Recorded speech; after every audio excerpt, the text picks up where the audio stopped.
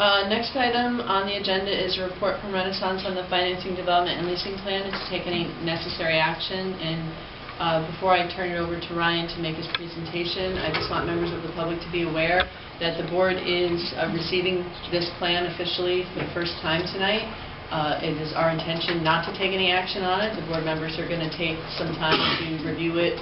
After Ryan makes his presentation, we have the ability to take it home with us. There will be a special meeting of the board that will be called. My guess is probably within the next week. We're going to talk about a date for that tonight, where we will take public comment on this plan that's being submitted. And Ryan, are you going to have copies available for people tonight? Well, to be honest with you, like Dane, we're down to the wire with making these copies, okay. So we're happy to make as many copies available. I mean, we could just make it on, put it on the website also. Okay, so it'll be available with plenty of time for folks to read it and review it. We will have a special meeting where folks will be invited to make public comment on the plan, and then the board will discuss the plan publicly and determine what actions to take at that time. So there's not going to be any action on the plan this evening. Okay, Ryan. Could you give us plenty of notice on our next meeting rather than just the day before? We'll give as much notice as we can while complying with the law. Go ahead, Ryan. All right, thank you. So what I thought I'd do is just kind of walk through the sections of the submission. And obviously not going to read it, but we're going to talk high level about each section. And just kind of, we have our team with us today, so if there's any higher level questions on what I talk about, we're going to ask our team. Let me just introduce the team. With us tonight, we obviously have my assistant project manager, who's over here. We have, on the investment side, we have Pat and Andreas from the Premier Partners side of the equation, and representing Mark Owens as well here this evening. Then from the architecture and design side, we have Paul Salno right here. Who's, him and his colleague Charlie Nyberg are working on the architecture for this project. And we have Brad Scheid, who's our champ and CHFA and financing consultant for state purposes, who's here this evening. So if there's any questions for these folks, and we have my attorney, sorry, Tim Fury, MCC again. Who's here this evening. So I'm just going to again just walk through sections. So just to kind of talk about the team, obviously, as I said, Premier has been working with us for the better part of 6 months now on this project. Pat and his team have typically get investment money very often from a gentleman named Mark Owens, who is a very experienced developer and investor as well in the state of Connecticut.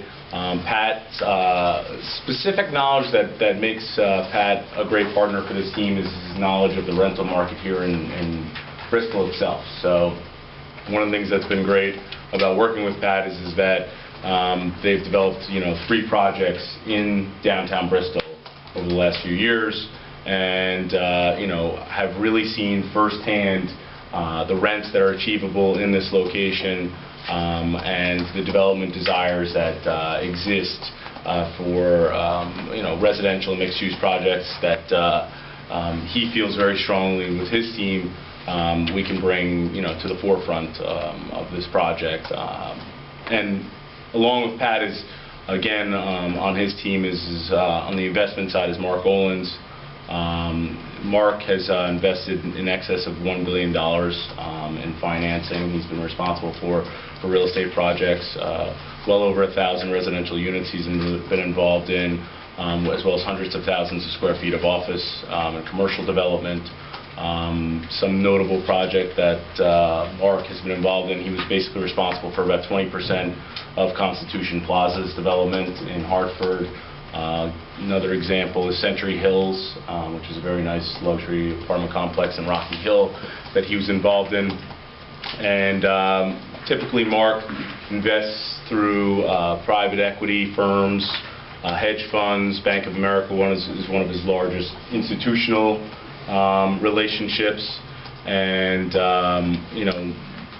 between Mark and Pat, these folks are very committed. They've spent a good amount of money and time over the last 6 months on this project already, with no assurances whatsoever that it's going to move forward. You know, they're, again, very committed to the project. So before I go any further, I don't know, Pat, if you want to just say a couple words, or if there's anything you want to add. No, we've covered everything, and I just appreciate the city's giving me the opportunity to do this. I think it's going to be a great project once we get off the ground, and we're very excited about doing it and coming to Bristol, and hopefully creating a market that's not yet here. We see the Bristol of the future, and we'd like to be part of it. And then Brad Scheid, again, is our consultant who's been helping us with some of the state financing. You know, Brad's done over 30 projects that have financing challenges to them and made them, you know, work over the past. Brad has, you know, almost 25 years experience in this industry and putting these projects together. So, Brad, maybe you could just talk for a minute about how, you know, your experience and how it kind of fits into what we're seeing here. Sure. Again, I'm Brad Scheid. I'm a private development consultant. I work with all different types of clients, for-profits, nonprofits. I specialize in affordable housing, but I also do mixed use. I also do community development.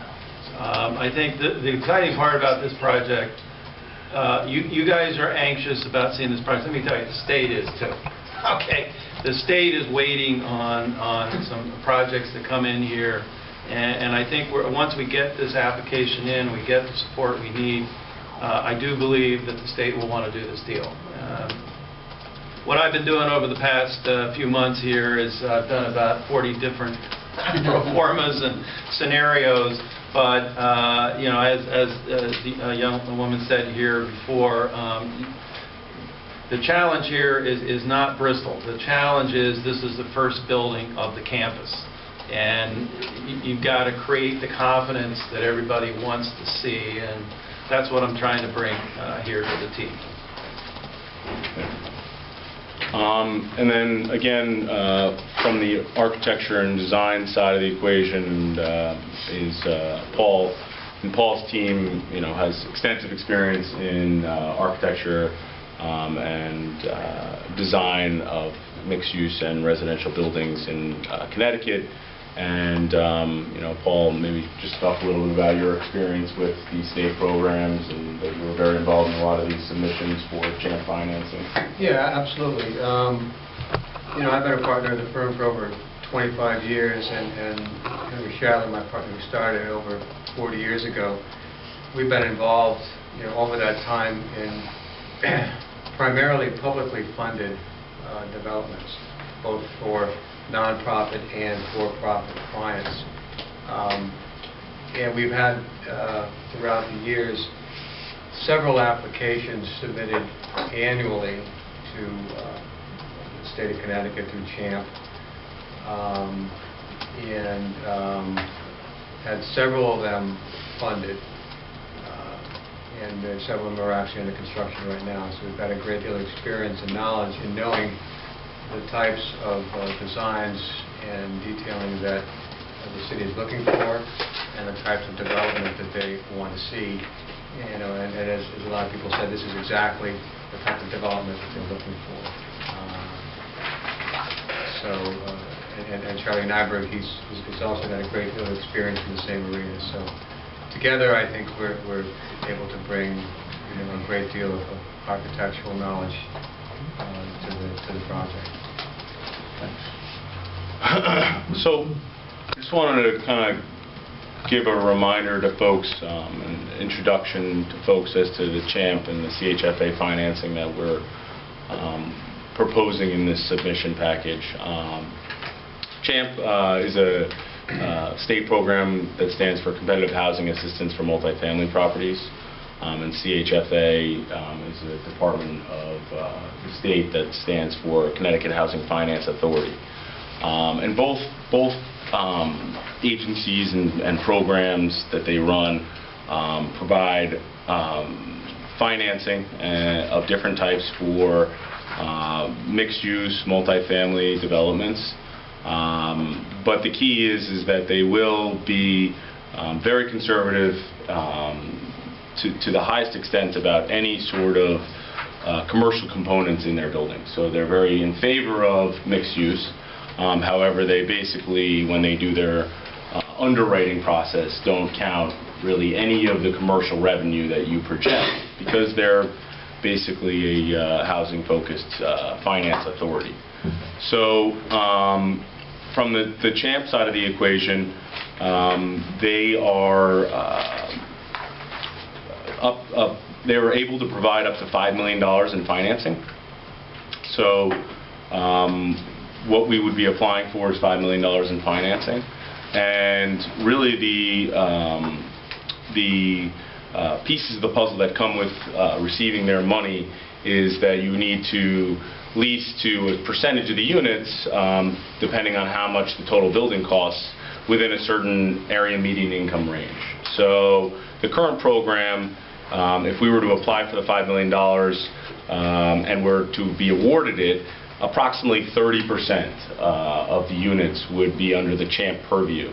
And those would basically be 2 units, a total of 2 units would be for veterans. So they have, and as part of their program, they require you to have 2 units that are segregated for veterans, and then the remaining of the units would basically need to be for income ranges between approximately $40,000 and approximately $100,000.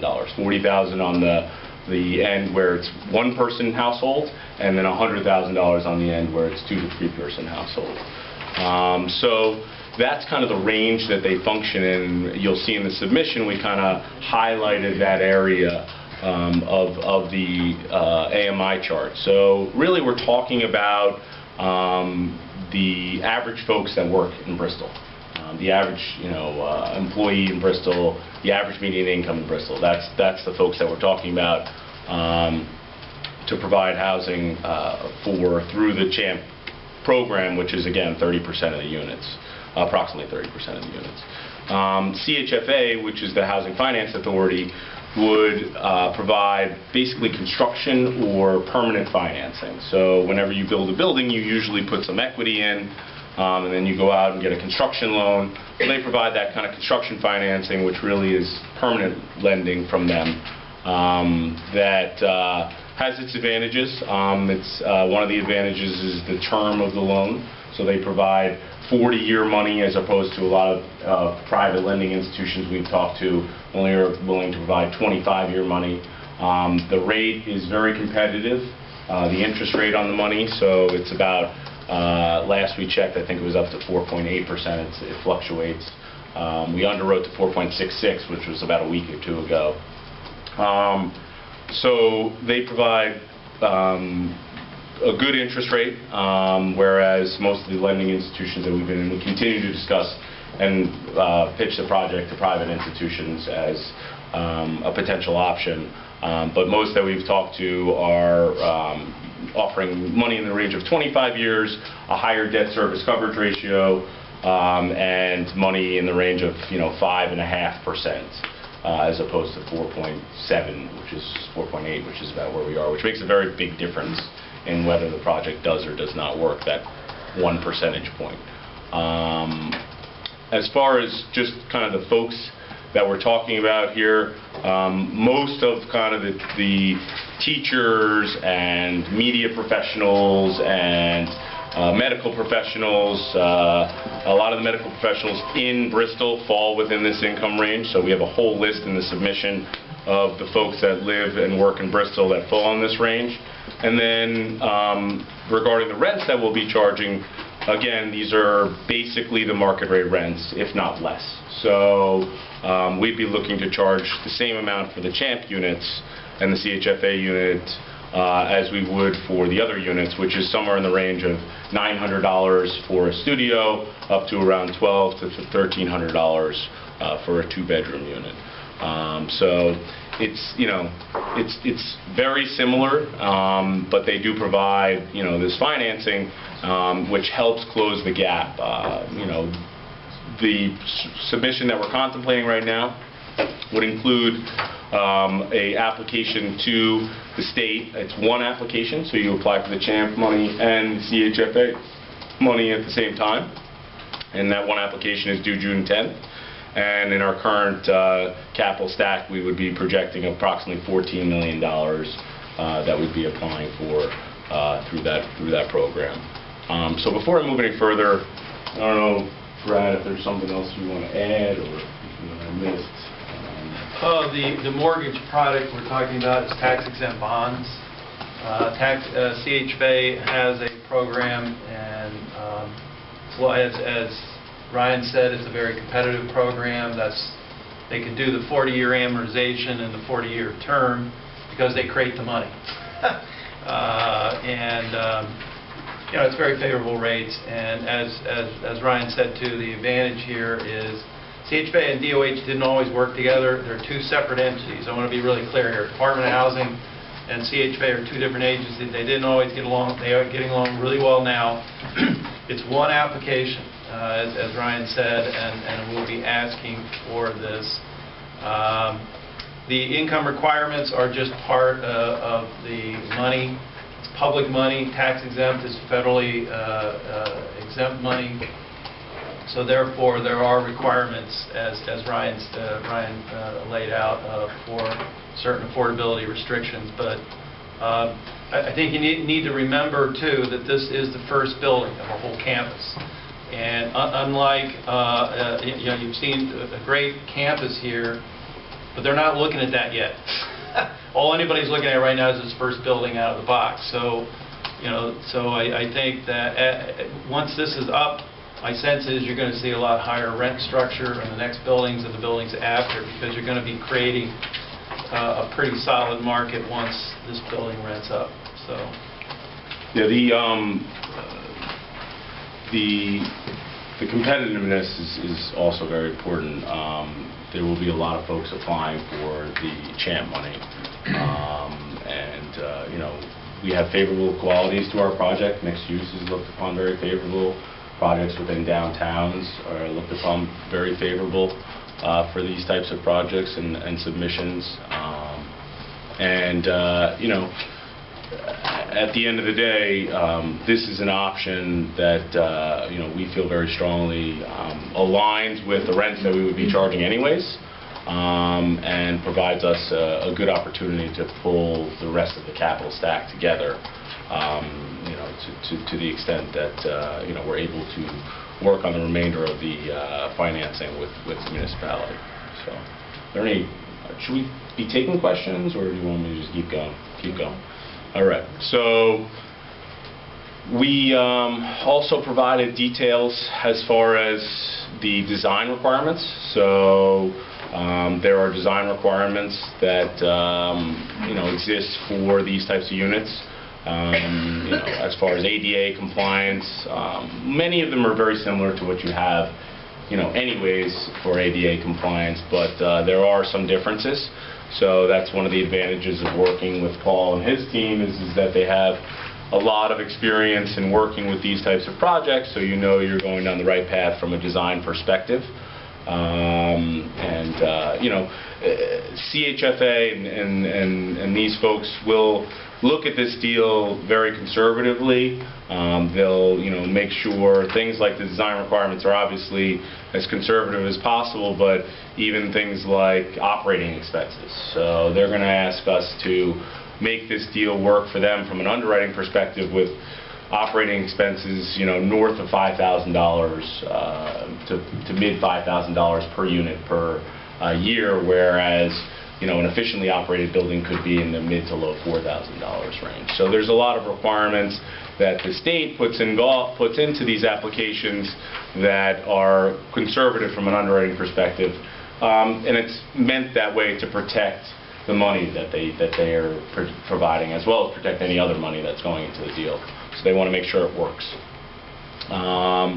The total unit count is 100 units. So we went from a 5-story building with 140 units and 20,000 square feet of retail space to a 4-story building with 100 units and the same 20,000 square feet of retail.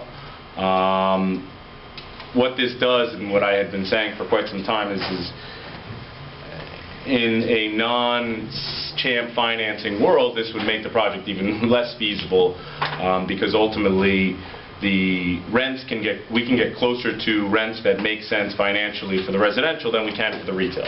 The retail space and the commercial space, we've underwritten rents in this package, but they're challenging for the traditional investor to make money on without a very long-term horizon. So it's kind of counterintuitive that we would reduce the amount of residential, but the reason we do so is because obviously it lowers the construction costs, but it does not lower how much you can actually apply for with the state. So you can still take the same $5 million that you apply if you're awarded and stretch it further into the budget to close the gaps further on the building. As far as the building itself goes and the footprint of the building, we have adjusted the footprint very slightly. There is plans in the submission that show the ground floor retail space versus the amenity space for the building. One thing to note is on the northern leg of the building, this blue space right here, which this is Main, this is Riverside. This blue space right here is marked as retail space, but we are very seriously thinking that the residential component of the building would rent the retail space for like a gym for the building and for paying customers to have some sort of workout space. It's very difficult to rent retail space on the piazza off the street because there's no visibility. So it's a perfect place to put something like that, and we think that's an amenity that's absolutely necessary for the building anyways, and for the residents. This is your typical floor layout. There's not a whole lot to talk about here. From a site plan perspective, so we're pushing as quickly as we possibly can to get the site plan amended. As we do that, there are some changes that have occurred to the site plan. We had previously contemplated that if building B was only to get built, that buildings B parking would be a combination of the area where building A could be built in the future and some temporary parking that would exist on the portion of the lot that's on the corner of North Main and Riverside Avenue. Because of CHFA, CHAMP, and private equity requirements, everybody wants the parking to be in a segregated area that over time it has more longevity than if it was in the temporary area. And a lot of retail brokers that we've been talking to us have requested that we figure out a way to find some parking on the lot that's closer to the piazza and closer to the backside of the retail space. So it's a combination of a small lot here, which sits right next to the future hotel pad and is on part of the future hotel pad, and a larger lot that sits on the building A pad and beyond. We've started to do some 3D imaging of the building at 4 stories. This is only a start. We have a lot of work to do on this, but trying to get an idea of the massing of how the building would sit on the street at 4 stories as opposed to where it would at 5 stories. Trying to get an understanding of how it would interact with the street and the sidewalks. And the building will be a combination. We're sitting right now at about 30% brick, 15% metal paneling, 35% hardy plank, which kind of looks like wood siding almost, and 20% ephes, which is drive it or kind of a concrete stucco type finish. And just some highlights. The facade's approximately $2 million of the budget right now, which is a pretty big number. I don't know if there's anything, Paul, you want to add? That's accurate. I mean, what you're talking about, those are the percentages that we've been holding. Those are the percentages that we're trying to represent in the rendering.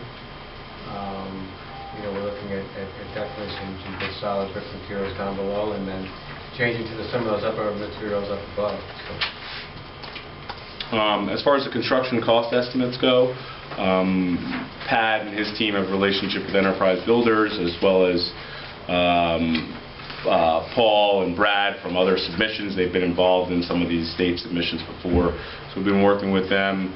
for construction cost estimates, and right now we're at about $19.3 million is where we've gotten to, and that's on 81,000 and change square feet of residential space and about 21.5 in commercial space, which again, some of that will be potentially this gymnasium or this gym for building amenity purposes.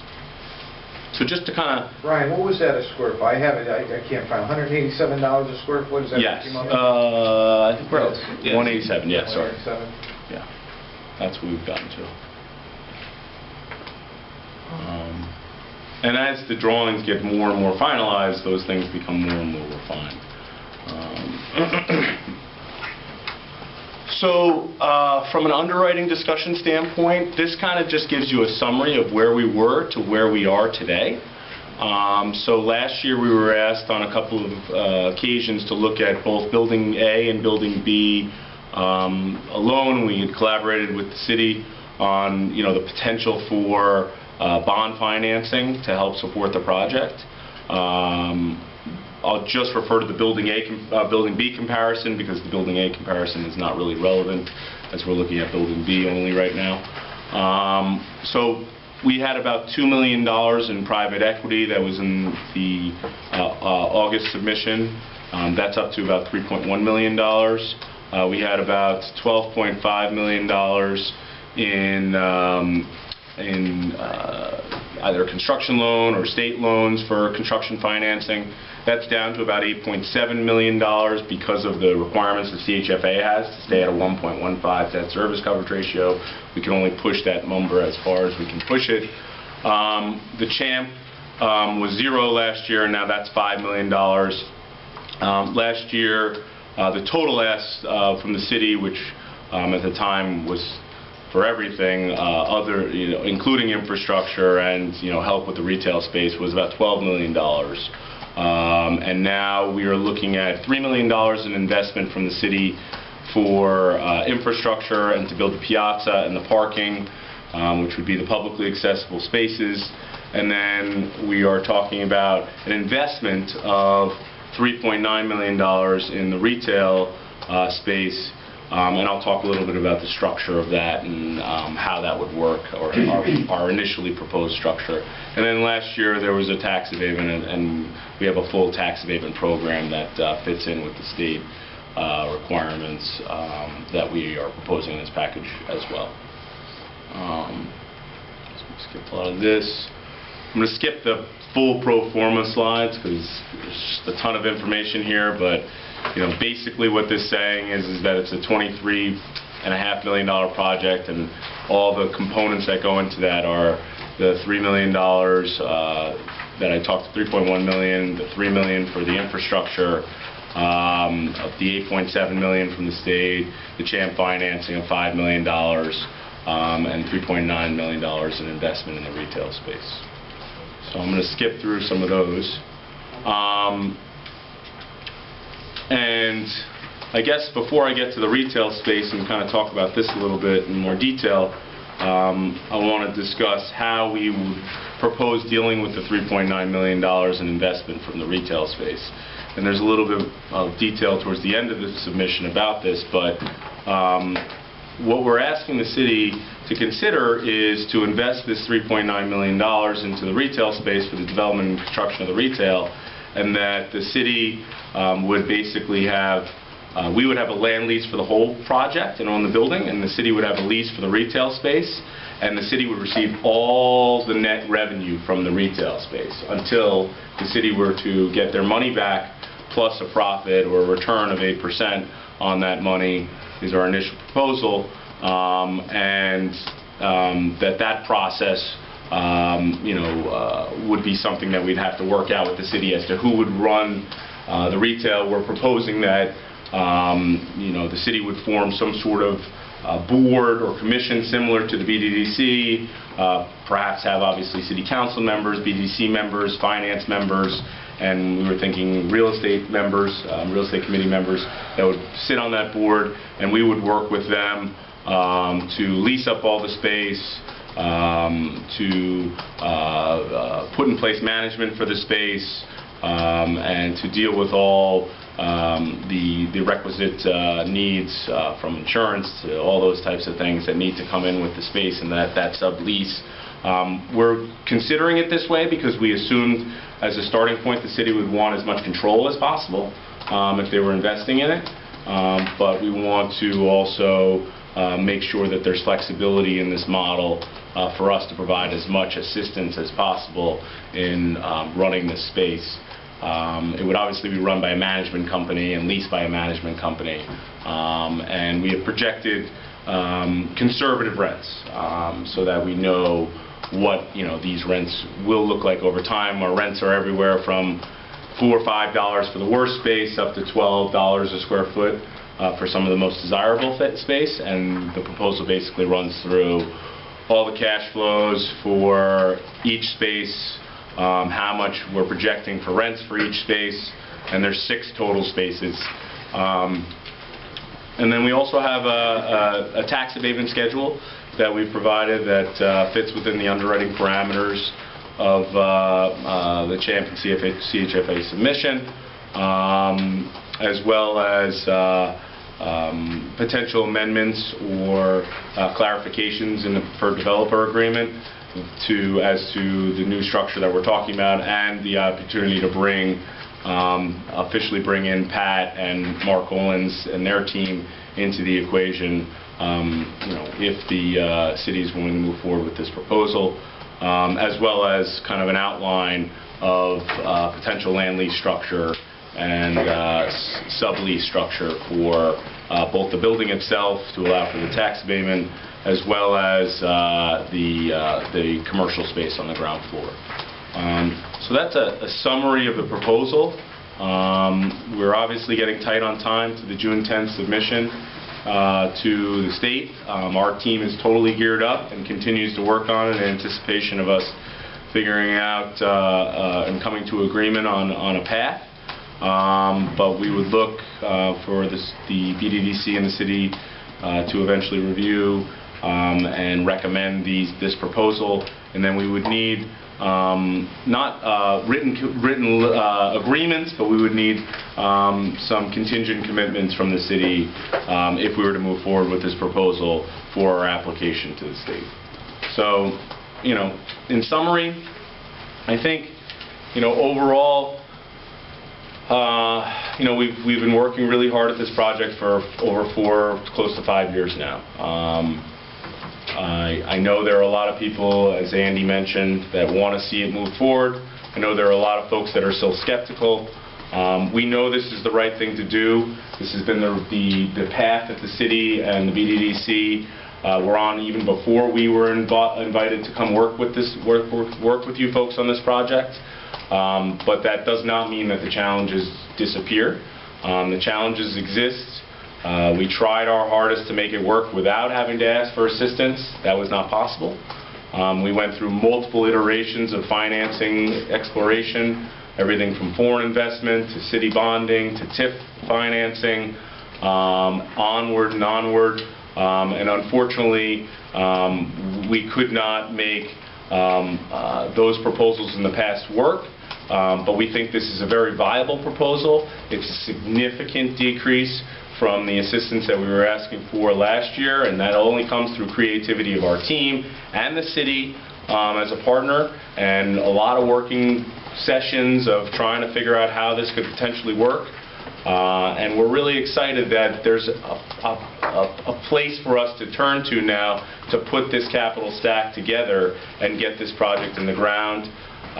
Building this building, as all my consultants have said, will be that stepping stone. It will be that stepping stone that creates that initial vibrancy and excitement for the remainder of the 4 phases to be built. It will be 3.5 phases at that point that will be remaining. It will attract, we're very confident it will attract commercial tenants to the area. It will provide that vibrancy downtown that folks are looking for. I talk to companies and businesses every day about this project that are excited about it starting, but want to see somebody take that first step. And while I realize that this is a challenge for us all to band together to make this happen, it's an opportunity as well. It's an opportunity for us to kickstart something that will be the heart of this city. It was the heart of this city for over 100 years. It will be the heart of this city again. And we're really excited to move this project forward. And I'm sure there'll be a ton of questions and discussion over the next week or so. But I appreciate the time. The proposal. This is the finance development and leasing plan that's called for by the PDA. Yes. Does anyone from the board want to ask any questions now, or do you want an opportunity to review and digest and save them for special meeting? I have a couple. The 19.3, is that just a residential? No. I've seen That includes the commercial? Yes. But it's a 23.7 project? Yeah, with all the soft costs involved, the financing costs, et cetera, et cetera. And then after the city pays, There's $1 million on top of that contingency, on top of that $19 million, so it'd be $20 million with contingency.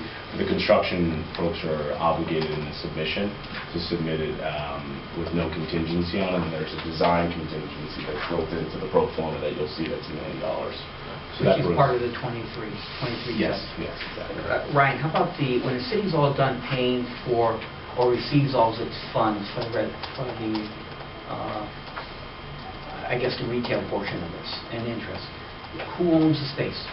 So our proposal right now is that we would own the building, and we would provide a lease to the city for the investment, and they would receive all their money back plus a return on that investment, a profit on that investment, and then that lease would then be reverted back and canceled and come back to Renaissance to take over.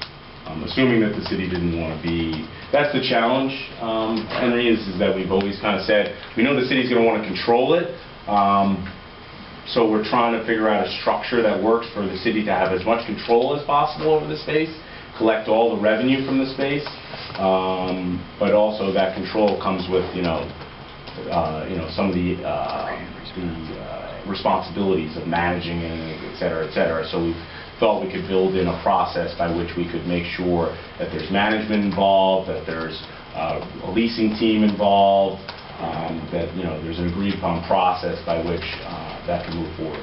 So the options, Henry, and this is something Dave and Mark will get into when we're talking to them privately, is we're proposing a sublease type arrangement to give the city greater control of the retail space with our expertise available and required because we'll be maintaining the general buildings.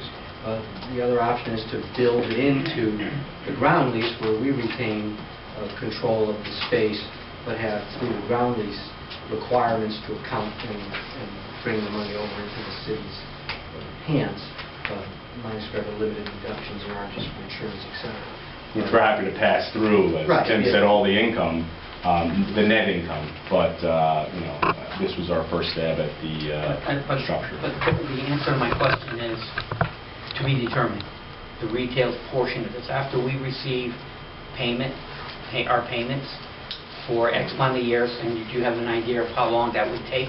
Yeah, at the conservative rents, it would be 21 years plus a return. A fair market, in your opinion, a reasonable rate for the retail, it would take us about 21 years to receive our money back plus interest. And at the end of all that, what I'm sort of hearing is... I propose that would come back to us, the retail space at the time. The retail space would go back to... Yes, that's the proposal. So either the obligation to do the pass-through would end or the sublease would end.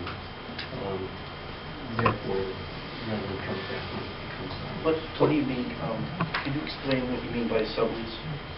So the thought was there would be a ground lease, partly because of the tax proposal here, to the Renaissance-based entity to have the building.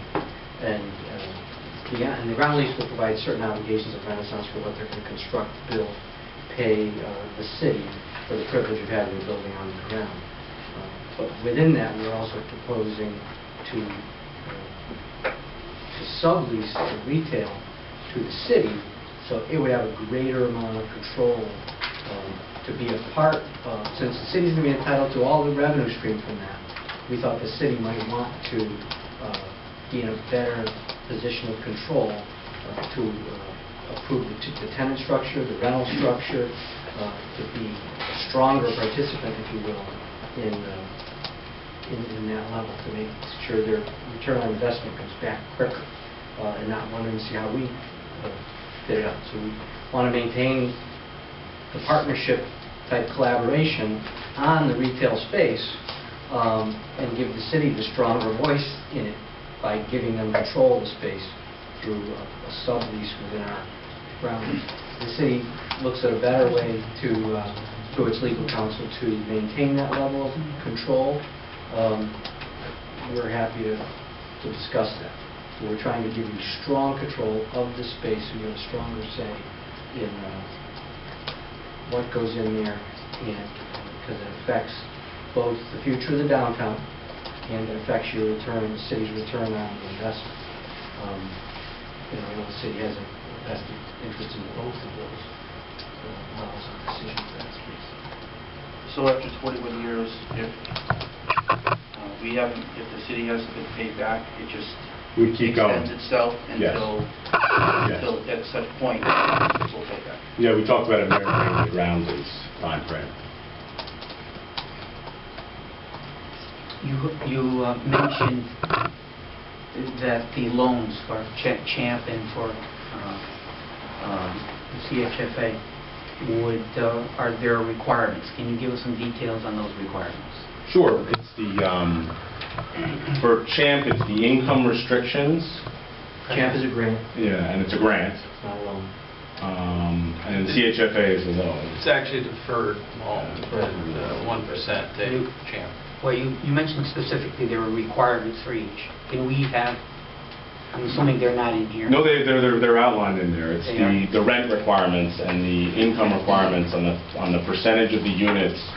So if the total construction costs were, for the residential, were $15 million, and $5 million of that money was provided through the CHAMP program, 33%, one-third of the units would have to be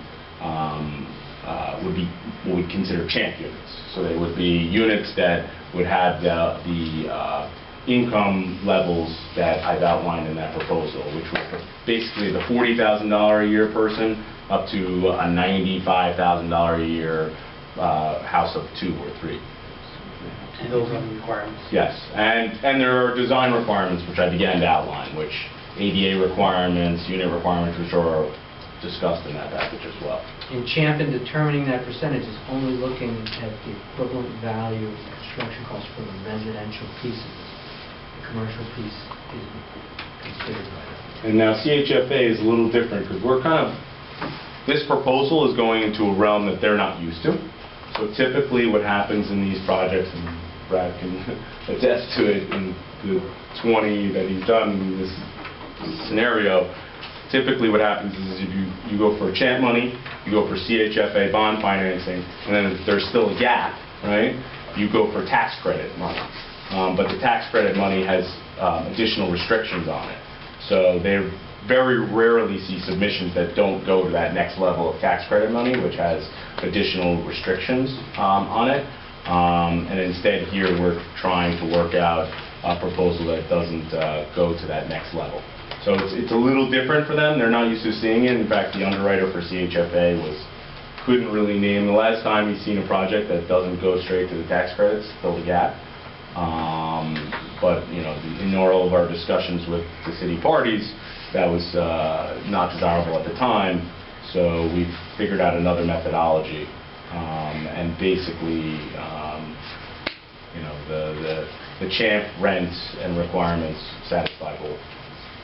Brian, when I joined this board 2 years ago, I think, year and a half, I think I was probably one of the youngest, but I'm looking around, now, and I think I'm one of the oldest. So my eyes are not so good. Do you think I can get Yes. a clean copy of this? 'Cause I don't Yeah, want to fight we this. may in fact send you folks digital copies with higher resolution stuff. too, Henry. That could be. We have been cranking on this thing since we spoke last week about, wanting to submit today. We're all on a tight timeline, so we're going to have to make sure that we get some clear graphics in there. We tried to get them. It's a lot of information to fit into a small place. So. Can I just ask a few questions? It looks like the residential piece, according to the numbers, unless I read it wrong, is fully occupied January 2018? Yes. I think we had a 10-month lease up. Okay, so from end of construction to full lease up, you had 10 months? Yep. And then I notice you have the net rental income. What is the rental increase over the period of, over the 30 years? Like each year, if you start at something at, let's say... 3% on both, right?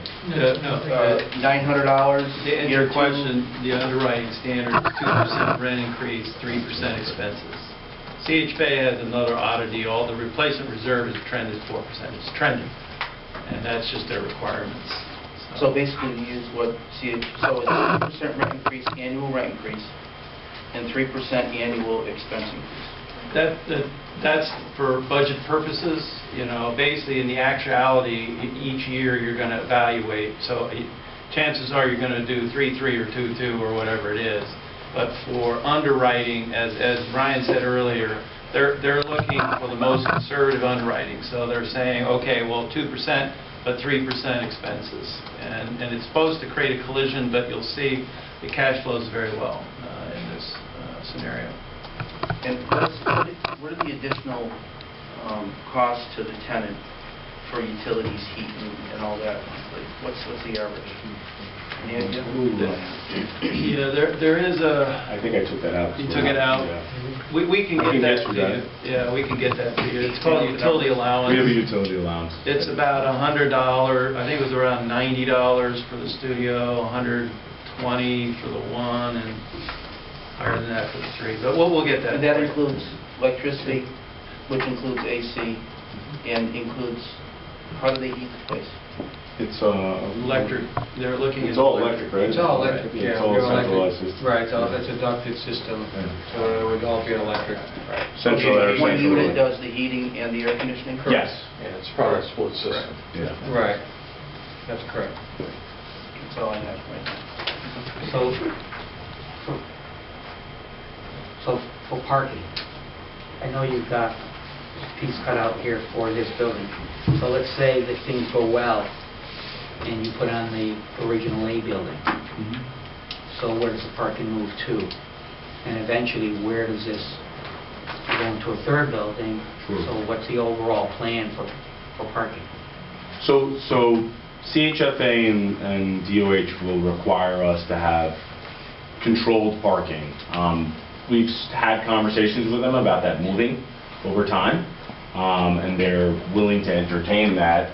It's not their typical scenario. You have to understand there's not a lot of downtowns in Connecticut that have been developed with this type of financing so far.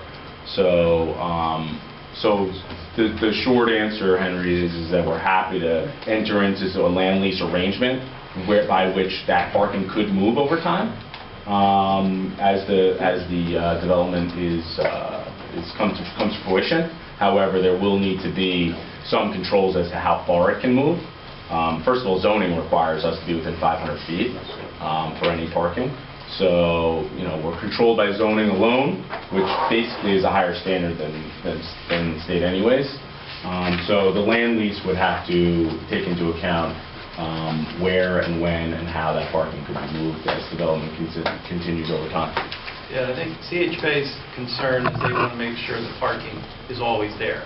It doesn't matter if it moves, but it has to be there. So at the construction closing, you're going to have to nail down exactly how many spaces, and then within that, closing document, you can talk about it moving, but you're going to need CHBA's approval and lender's approval. How much acreage are we talking about, parking and building right now? 4.3. And how much acreage do we have left overall? 11. That's excluding the whole site? Yeah, it's 15 acres. Right, 15 and change. And we're taking out how much? About 4.5. 4.5 acre site, it's going to leave us 10 and a And I half? think Ryan is correct, the zoning requirements are much stricter in parking than they would be. Yeah. Right. Yeah. And remember that parks retail also, so. That's right. Yeah. I think the short answer to Councilman Martin's question is, once Building A is introduced, the parking gets shifted into the phasing sequence that we outlined in the UDEP. We have a full phasing outline. Previously approved. So So it ends up construction. if we're using 4.5 acres right now, and we plan on another 100 units, is it fair to say we're going to have another 4.5 acres being used up for the next building? No, there's a significant amount of retail parking in there also. There's not retail in Building A. So is there 260 parking spaces right now? There's 256 parking spaces now. What it is, Building A. So 100 plus of those parking spaces are retail spaces. And when we build Building A, we'll be required for an additional 95 spots. But Henry, we have when we got this project approved, we got what's called a Unified Downtown Development Project special permit for it. Right. And that special permit requires, as construction continues over time, that we adhere to this special permit phasing that exists, which requires us to consolidate parking. So over time, we would be consolidating parking, and the goal would be eventually for revenues to be big enough to consolidate parking into structured parking, or for the cost of parking to come down enough to consolidate into structured parking. However, the city would have approval rights the entire way. So. But with any lender, be it CHFA, Webster Bank, Chase, in order to get the type of financing you need to build a project like this, you'd have to secure your parking rights and your overall project. And then when you got the next phase of a project like this, unless the city wanted to vest them with rights for any of the phases, which I don't think you would want to do, you'd have to negotiate, the mortgage modification, essentially. Ryan, in reference to the parking, once you go back for this change of the special permit, once that's granted, you don't have to go back every time. No, we have to get our site plan modified. Well, that's the word I meant, We are not. site plan modification. This is not a change to the Right. to the special You are permit. correct. It's just because our intent is Yeah. to build phasing out the way we originally Yeah. designed it, but it will require a modification of the site. Once you get that mod, Yeah, that's it. that should be it. That's our understanding in discussions with the planning department. All right. But, the commission always has their ability to... I just have one quick question. Is on page 34 of the Depot Square financial proposal, and you might have answered this already, Ryan, it's on page 34, Article 6, clarify the minimum requirements of developer to be strategic partner, so on and so forth. Sure. Could you explain it to me one more time? You Sure. might have already, I might have missed it. I'm tired. No. So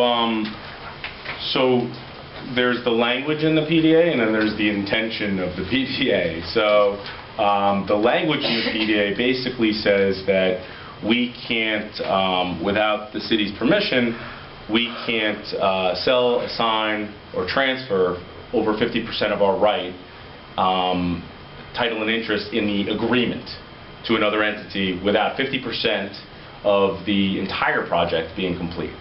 So that's how the PDA reads. So there's not a huge definition of what 50% of the right, title, and interest of the agreement is, meaning does that mean if there's 15 acres of land, 50% of the interest would be 7.5 acres? Does that mean 50% of the interest is you have to be able to make every unanimous decision on everything? I think there's been discussions with some BDDC members that the intention was for us to stay in as much control as possible unless we were able to provide qualifications and get somebody to be approved to be in that control. So it's a legalese conversation, so I think it needs at minimum clarification. We've started the process of providing the idea for our partners here to get into the deal. But if they're going to provide the lion's share of the money for this first building, they're going to want, to have some control, or the lion's share of the control. So we're going to have to figure out with the attorneys as to what, if anything, is needed for that. That does not have to be done prior to, my understanding, the CHAMP CHFA submission. I don't think that they'll focus in on that. But it is something that will need to be done, obviously, before closings can occur. It will affect the closing. Yeah.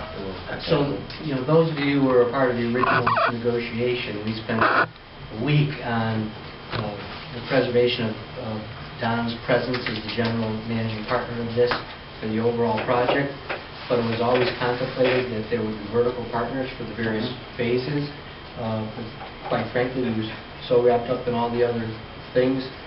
We didn't do a great job defining what is the difference between what the city wants to see and us to design regarding our vertical partners for a specific phase that's actually getting constructed, and which is much different than Renaissance and Don maintaining control of the marketing and mastering of the rest as we go through.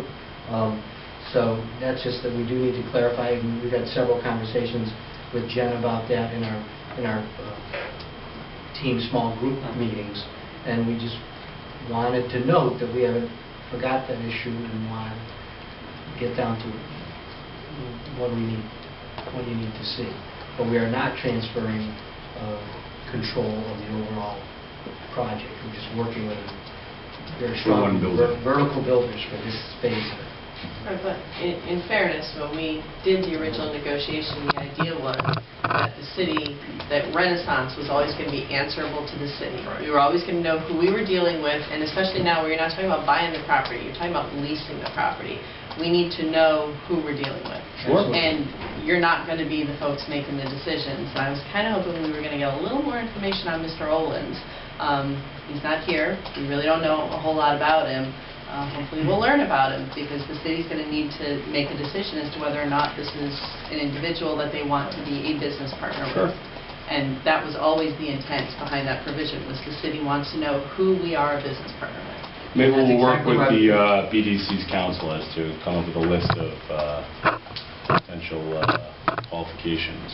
I think that's got to be put right up on top, because I feel more comfortable knowing who we're dealing with. Of course. Is Mr. Olins the sole member of Island Bridge BVSB, or are there other members of that LLC? To be honest, I don't have that answer right now, but I can certainly get you that answer. We talked about the ownership meeting. Could you get any more clarification on who owns what? Like, how much of Highland does he own? How much of the project will Highland own, and all that stuff? No, we've only begun term sheets as to our relationship, but we really haven't gone much further. I'm sure you do understand that before someone spends a ton of money on attorneys to negotiate a full agreement, they want to have some sense as to whether there's a deal to be had. So, we've begun that. He's obviously provided his letter that he's fully willing to commit to the project, and we can provide more qualifications, but assuming that there's at least a positive indication on the project. And I know this is very difficult because you folks have to vote on things, so it's not, it's a little different.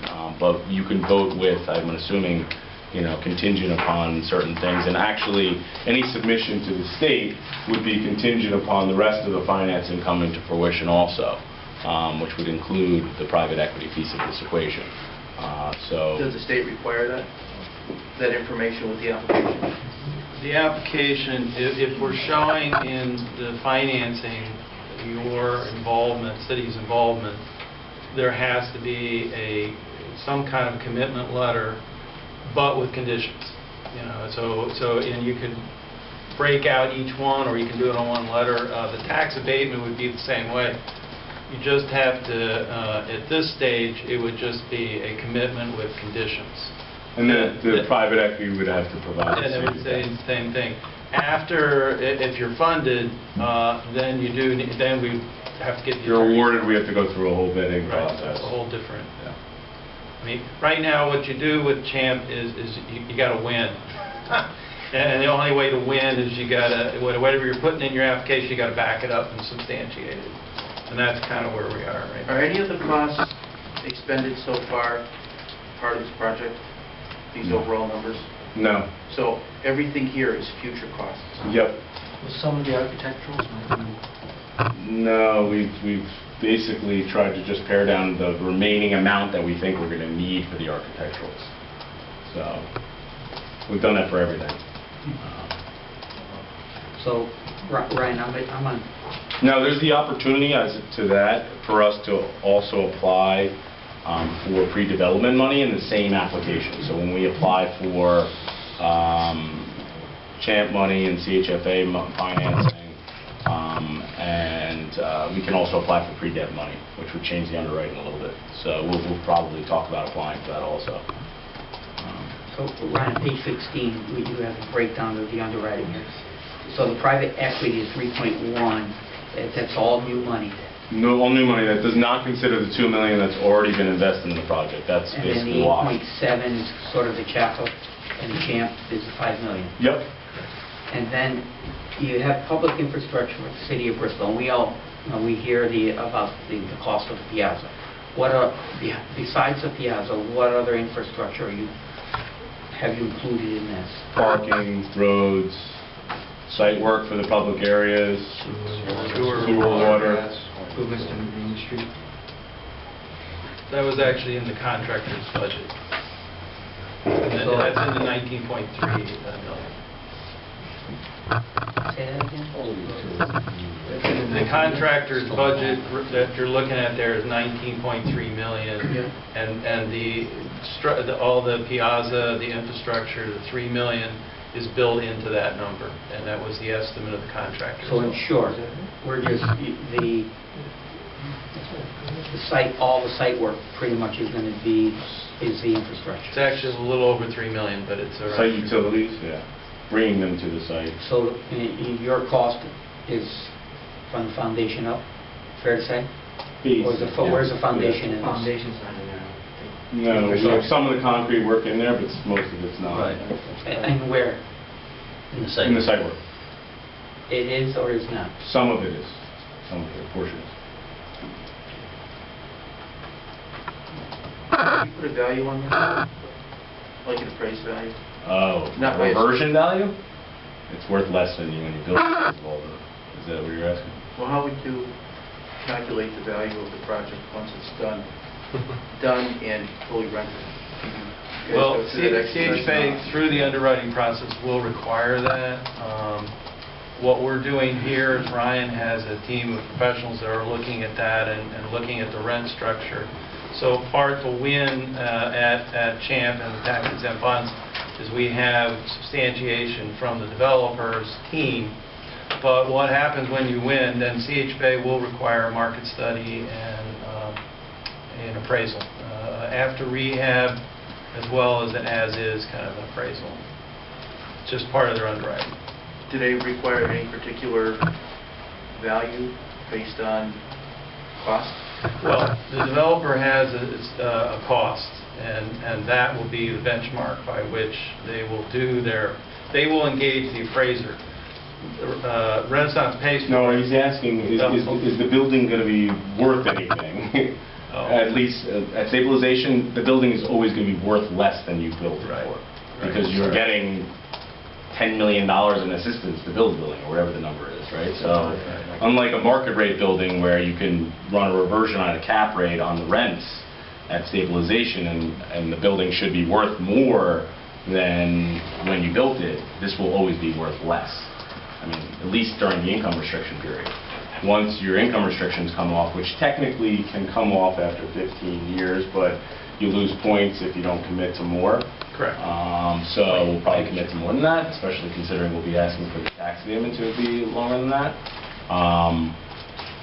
After that restriction comes off, assuming the building is successful, which we're confident will be, then you can actually start, charging the market rate rents on all the units, and then the theory is eventually, 40, 50 years from now, the reversion value will be more than the investment. So how much of a difference in market value to subsidized value? I don't know the exact answer, but I can get you that answer. I can give you an estimate of that answer. It doesn't really work exactly that way because you'd have to run a cap rate, and there's not like, your standard cap rates on affordable product, because the idea is that you keep it affordable, or at least the 30% for the 15, 20 years. So usually when a merchant builder runs the reversion value, they run it after a 7-year hold or something. So it's not really apples to apples, but I can try to come up with an idea for you.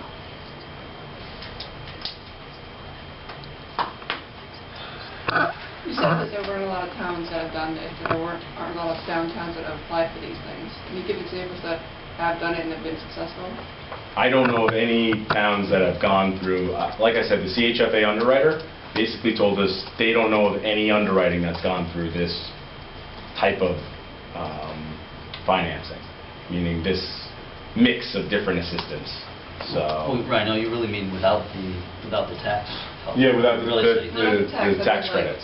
Like having a town apply to their downtown, not like having a private investor or just one building, have it be the whole revitalization project of a single entity, a single town.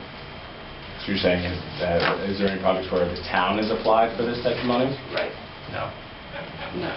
No, it's always private developers that actually apply. The municipality can support that application as you would be doing here. And in all the downtown deals, the municipality does help out, to help move. If the town were to do that, I guess as an example in this case, there would be another $3 million gap. So so it becomes even more difficult if you don't have any private equity investment in the deal. Plus you got to bring the deal to fruition, like actually get the application in and all that stuff, which is not included in this budget. It's the money that's being spent today to get it done. But I think you're asking a different question. She's talking about other... More like how it's been part of the full-time investment. Maybe I'm not clear on the question. So there are successful downtown revitalizations in Connecticut. Yeah, where they banked a lot of the money on CHAMP and CHFA. Not the ones that we really referred to in our previous proposals. Downtown revitalizations like this one, not so much. There are projects in Bloomfield and Manchester and Hartford that have used this type of funding, but it's more of a single building. Right. Yeah, typically a single building. I mean, there are projects that have this large a scale of type of development, like Blueback, but there was $30 million in bond financing for that project. So they didn't go to the state, they just got $30 million in bond financing. So, but it's different. I mean, obviously they have higher rent rolls than we would have here, at least starting. So.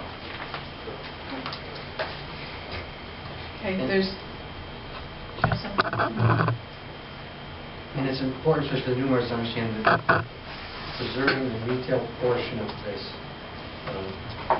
affects this immensely. We understand the reason for it, that's why we try to design a plan around it.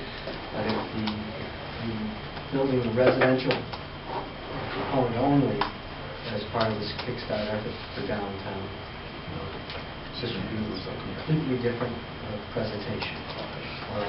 Much easier presentation. Theoretically, we could, with probably less infrastructure assistance, because it would be less site work, we could basically build this building with only maybe $2 million of assistance from the city total, as opposed to 6.9. We could build the residential. But the retail, you got to understand these financing mechanisms don't recognize any of the retail income. So while we all know it's going to be successful, they don't care. So when I go to get that $8.7 million from the state, I can only get the $8.7 million because they won't count any of the retail income. They'll only count the residential income. So You said they count some of the retail in one of our meetings. You can count $100,000. Is that no? They'll count 100 and then they'll run a 50% vacancy rate or something like that on that? They typically may allow some. We had some of the early performers, they had like $5 a square foot or $3. They're really token amounts. They're not true market. So I think what Ryan's saying is that even if you did have some income, it would be discounted. They would put a very high vacancy factor on it. They're a housing agency. They're not a commercial. Well then, I don't think you should say none, because it's not none. I'm just saying, you said that they count very little of it, so I think very little of it is the answer, not none. Yes. Okay, because that's... The problem is, we can't put it in the pro forma, even if No, it's I very little. understand. Right, So, right. sorry. Just to clarify, yes, they would say very little. We can't put any in the pro forma if we're going to take a different structure where we're not going to put the rents or put the retail under the purview of the loan. Do any board members have anything further this evening? All right, let's take a look at a date for a special meeting. And Ryan, I would ask you to, if possible, have your consultants available, because that's when you're going to get all the questions from the board. We will probably have a very lengthy public comment session that night. And if possible, I'd like to see your investor. Sure. To see the guy who's ultimately going to own this Sure. space. So, When will these packages be available to the public? I believe Ryan said he was going to post them. I can post it online tonight. No, written packages. I can print a couple tonight. You could probably... Tomorrow? Tomorrow? Tomorrow, okay. Tomorrow, okay? Tell you what, you can have mine, and I'll take it electronically. But I said the public, that just You're means... going to give me this little one, right? Yeah. No one else. Yep. All right, board members, special meeting.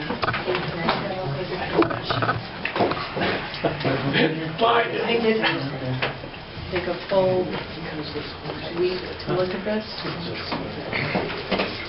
I'm looking at Monday the 18th, without knowing whether or not we can get a room available, but assuming we can come for one. Madam Chairwoman, Noel and I were talking about that. As soon as our suggestion, one of the things we were talking about is that maybe we pick 2 dates and we see if the council chambers are available on either of those dates. And then we can circulate, she can check first thing tomorrow morning, and we can circulate to the entire board first thing in the morning which date it's going to be, because I imagine the public comment is going to need a room bigger than this one. And we don't know what the schedule is at the council chambers as we sit here right now. So if we wanted to say the 18th and or the 19th, back-to-back days, Monday or Tuesday of next week, provided we get a quorum, that's my other concern, to make sure as many board members as possible can make it. How's the rest of the board for, let's look at the 18th first. I'm good. I'm good. I'm all right. 19th, 20th. What about the 21st? I'm good. I don't want to push it out 2 weeks.